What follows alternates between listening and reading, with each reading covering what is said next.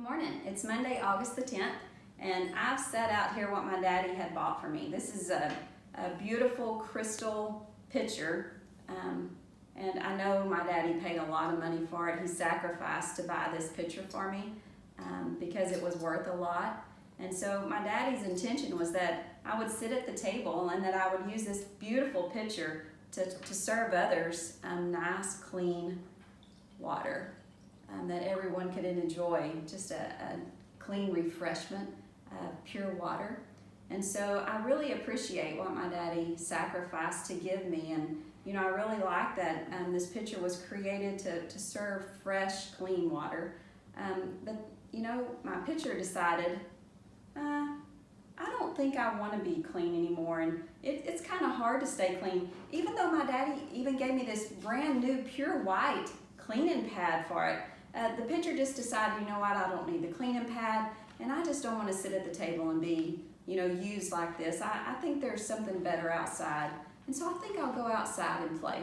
So my pitcher, my beautiful, clean, crystal pitcher that my daddy sacrificed so much to give me, decides to go outside and play.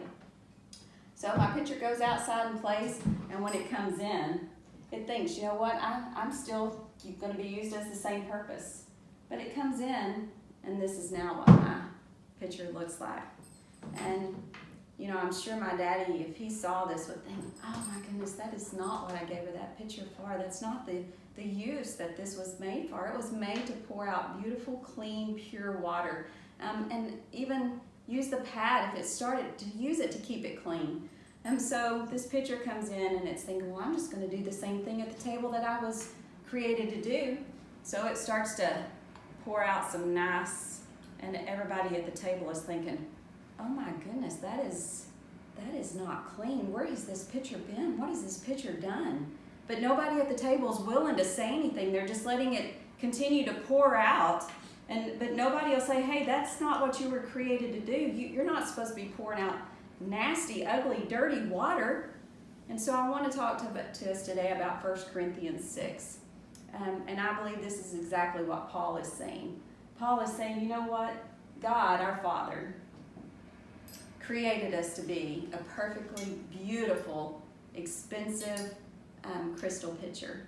And he even gave us a cleaning pad. He gave us Holy Spirit in order that we could be holy.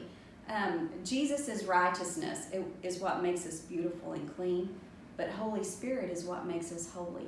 And when we decide we don't want to be holy, we don't want Holy Spirit to keep us clean and to help us be clean, that we would rather go outside in the world and partake of the world and be a part of the world, then we change the very purpose of the righteousness of Jesus and the sacrifice that he made. And when we come back in and we sit at the table among our brothers and sisters and we think that everything's fine and that we can actually serve and pour out like we were intended to do, but this is actually what we look like.